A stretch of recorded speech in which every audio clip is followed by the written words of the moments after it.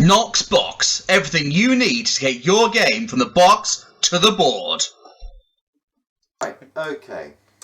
Hey guys, this is Nox Box. I am Nock himself. With me today is Cordial Rob. Hello. And we are here with the new Warhammer Conquest. So this is from Fantasy Flight Games. Yeah. Now, it's usually a huge box full of cardboard. This is actually quite a compact box. Yeah. Which initially I was a bit shocked by. And then the price point is only £30 retail. Well, originally when we were just discussing this, because we've been looking forward to this one, you weren't sure about it because you think, oh, it's a good price point, but there's not expecting a huge amount in the box. Yeah. I've been watching going, oh, there's going to be lots in the box, and he's going, oh, no, I don't think so. Well, at £30, you're going to get 2 starter decks. And then you're going to have to buy 20 add-ons at £10 each before you can play it, was what I thought. Fair enough, yeah. But actually, we were nicely surprised. You were nicely surprised. Yeah, okay. I was singing their praises as usual.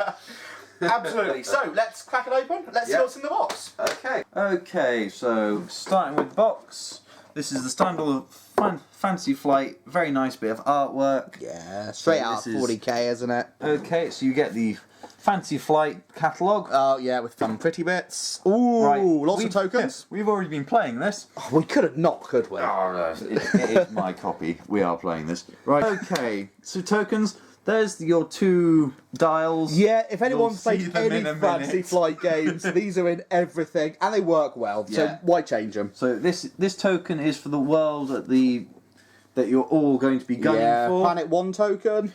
Initiative Which is a token. nice Aquila. Who doesn't like the double-headed eagle? Tokens, and Yeah. you have your resource tokens. You'll be seeing a lot of these because at the beginning of each of your turns you get 4 of these and you will be spending them on units, attachments and everything in between. And all those tokens are the normal Fantasy Flight, double-sided, decent artwork, really thick card. They're going to last for a long time. Okay, so we have rules reference and learn to Okay, now the play. Learn to Play is a really, really thin book. There's not many. How many pages are there? 15 pages. Oh. And it's very simple, and it goes through it, and actually, within about 5-6 minutes of picking up the book, you know how to play. Rules reference, on the other hand, It's 30 pages long. it's a big, thick, or not big, thick, but it's a thick book which goes through in detail a lot of the different parts. Yeah. So when you get, in the future, the timings of card resolution and what exact keywords mean, events, it's all on there. interrupts, costs, reductions, and then it goes through all the different keywords you get. and So then it's breakdown of the cards and what's covered in them and what they actually mean. And as always with Fantasy Flight, it's very well detailed. It talks you through it. I haven't had any problems yet. There was one thing we were Oh chatting yes, about earlier on. Alloy Wheel. Well, no, actually, we'll come back to Alloy Wheel. Oh, okay. Let's look at the bits cool. first. Yeah. Right, here is your 2 dials. For Yeah. Player 1 and player 2. So now these are called commitment dials, which, yeah, it doesn't mean we're getting married, although I did ask. I said no. So, with these dials, they spin around. If I can even spin them, for some reason I'm unable to do it one-handed. And you choose a planet number in the little eye of the Astro... Servo skull. Servo skull, thank you. And you do that secretly, like you would in any of the Attack Wing or X-Wing games. Yeah. You reveal them at once, and that is the planet you've sent your Warlord to. Yeah. Fantastic. So that's the movement dials. If you play any Fantasy Flight game, you'll see a lot of them. Absolutely. Right. So then you have different cards. You have your... 2 reference cards. Which are really for player useful 1 for and running player through 2. the references as you've started with the rules. Yep, Yep. those are good. And then you have your planet cards. These are quite a fun thing because this is what the entire game revolves around. So if I just quickly show you some of them, you see on there it has a symbol. To win the Yes. game, you have to collect 3 of the So same you can see some symbol. only have green, some have blue, some have red, some have 2 of them, some have all 3 of them. So there are 10 different planets in total. But you only play with 7 in a 7 game. because it's the first one to... Well, you play with 5 open at any one time, and only 7 of those 10. Yeah. So you don't get the same game twice. You get a lot of different mixtures playing for different planets, and you don't know what's going to come up. Yeah. Which is nice. Each planet has yeah. Some of them have rules, but the main thing is you can get cards and resource for attacking them and things like that. Absolutely. If your Warlord's there and you win the command struggle, you get that many cards, that many resources, and that's how you pick up more resources during the game. Yeah. Also, with some of the rules, you've got, so if you win this planet, you get remove all damage from a target. Other ones, it does damage to your enemies, all your enemies, one damage to all your enemies' units, or Yeah. you start stealing their resources and things like that. It's really good. And basically, if you win the battle at any planet, you get to choose whether or not you do the actual battle action. If you win the battle at planet 1, you get the to keep planet. the planet. And that's when these symbols matter. And as soon as you have 3 the same planets symbol. with the same symbol on them, you win the game. And that is the first way and the easiest way, in theory, to win the game. Yeah. The second way is if your opponent's deck runs out. So now, let's have a look. So we'll look at the decks now.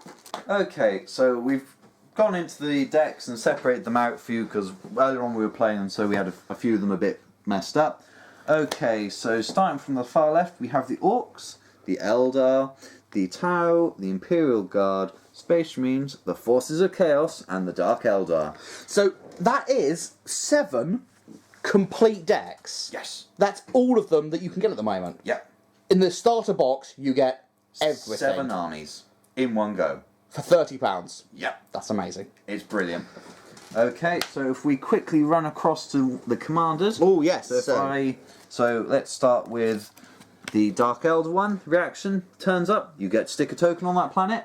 Now that was double-sided, wasn't it? That's double-sided. So this is your commander when they're full up, right and healthy. Oh yeah, with their starting number of cards and resources, so 7 and 7. 7 and 7. And So they then- do 2 damage and it has 6 health. Okay, yeah. But once it has fantastic. 6 damage, it flips over and it loses its ability and it Becomes loses bloodied. a point of damage and a point of life. Now this is another way you can lose the game. Assassination run. Yes, once your commander's been bloodied, if he then dies and gets hurt again, Yeah. you lose the game. Yeah. Fantastic. Yep. So that's the Dark Elder. That's Dark Eldar. Here is the Tau one, Commander Shadow Fantastic. Sun. Everyone should recognise her. Oh, he lets you put an extra attachment in to play for free, doesn't he? Yeah. Yeah. She, sorry. Okay, Commander Strachan, another famous face from Oh, 40k old universe. Iron Hand, yeah. Yeah, but that buffs up all the soldier units or warrior units. That makes sense for Imperial Guard. And with Imperial Guard, you'll be putting additional tokens into play and stuff. And it buffs all those so as it buffs well. them all up. Fantastic. Naz Drake, the famous. Oh, that's Bad what I want to see. A moves. Mega Knob. I'm surprised they don't go Gasgo. I guess he's too big. He's too big for Yeah. what this. These are all famous commanders. Actually, you're right. but Yeah, they're not the super top. commanders. Yeah, okay. But each other unit. That's cool, though. On your crawl has brutal. So it gains. Oh, Brutal. That's the Orc special one, That's isn't the it? mechanic. You do damage them, and if you don't kill them, they get more. They do more damage depending how damaged they are. So if they take 2 points of damage, they go get- from having their 1 normal attack to having 3 instead. Yes. See, that is good. I like that. It's very orky. Okay, Captain Cyrus. Oh yeah, Sicarius. Sicarius. Kato Sicarius. Yeah. Yeah. Oh, there you go. That's the proper one. Yeah. Reaction after this enemy unit of this planet is destroyed, gain 1 resource. Oh, okay. So, So- you can make the best of killing other people's units. Oh, and that's cool. really good because resources are always useful in this game. Yeah. And here is the Chaos Sorcerer. Oh, what is- Psyker of Zinch. Oh, Zarathu. When damage is assigned to an enemy unit at this planet, increase that damage by 1. Fantastic, and that's a constant. You don't have to actually You don't what they pay call anything for it. exhaust for this when you, in theory, tap but exhaust them. That is a constant. But if you look at him, he's one of the with the lower health. Oh yeah, he's only got 6 and only 1 attack. Yeah. Yeah.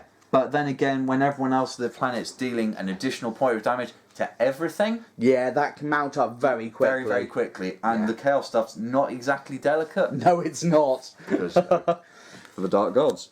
Right, and here's the Eldar one. After this Warlord commits to a planet, exhaust a target non-Warlord unit at this planet. Oh, so when he commits, you exhaust or tap, which gives you stops that unit then attacking or using its Yeah. abilities that round. So basically, if someone just played Lemurus, you pull that there, tap it, and you all get a free swing at it. Nice. Yeah, that is very good. So those are the Warlords. Yeah.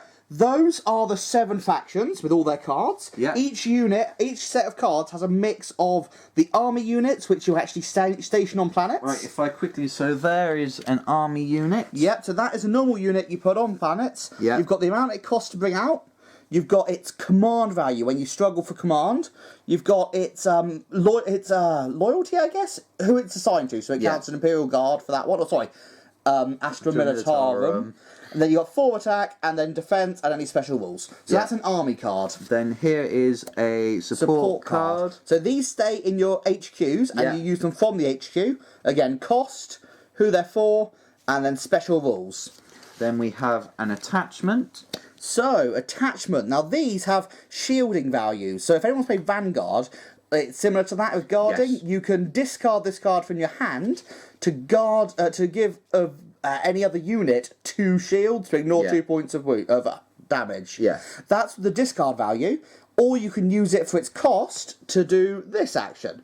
So it's nice, which does change things up. And those are the 3 main sorts of cards. We've is there still 4? got event. Oh, events, sorry, yes.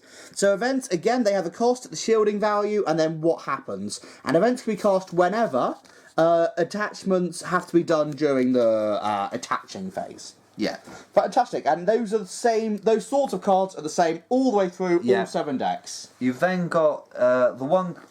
well, they're 1s and 0s, but Yeah, they're the all neutrals. brown, the neutrals. And in any deck, you'll have a couple of these, so you get additional resources, additional cards. I think these will be the first things you take out when you're customising your deck.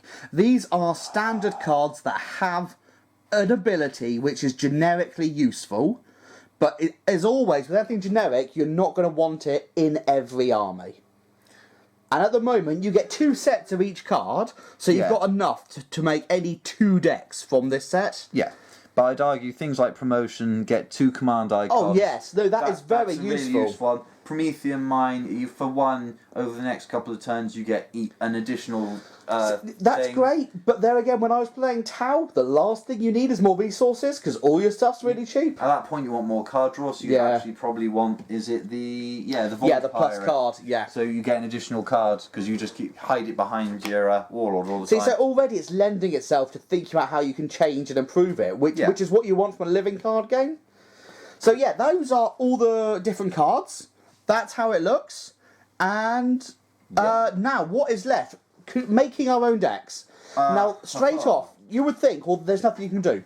You have 7 complete decks there. Any one of these piles with one of each of the neutral cards and a commander.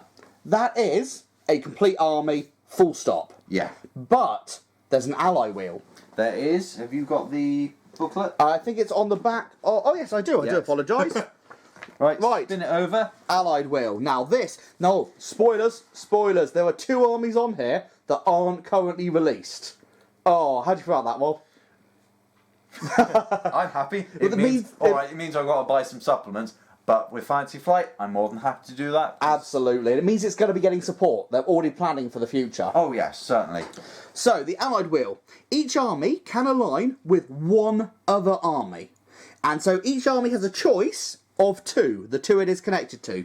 So, Astra Militarum, cures Space Marines or Orcs.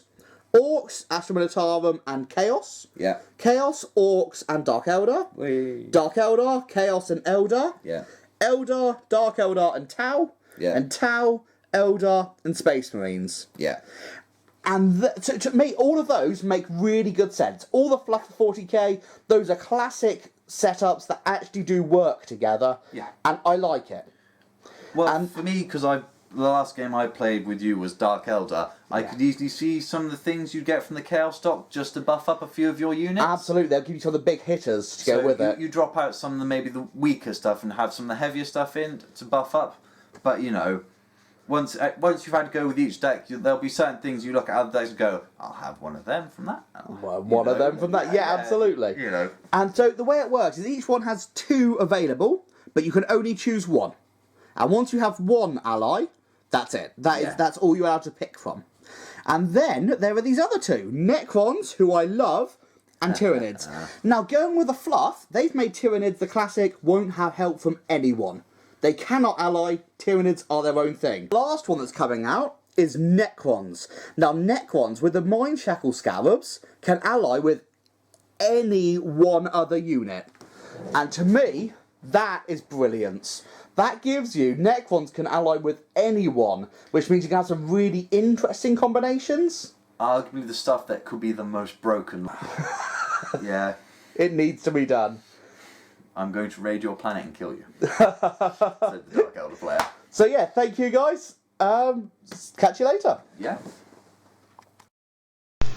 Remember to subscribe to the channel and like us on Facebook for all of your gaming needs.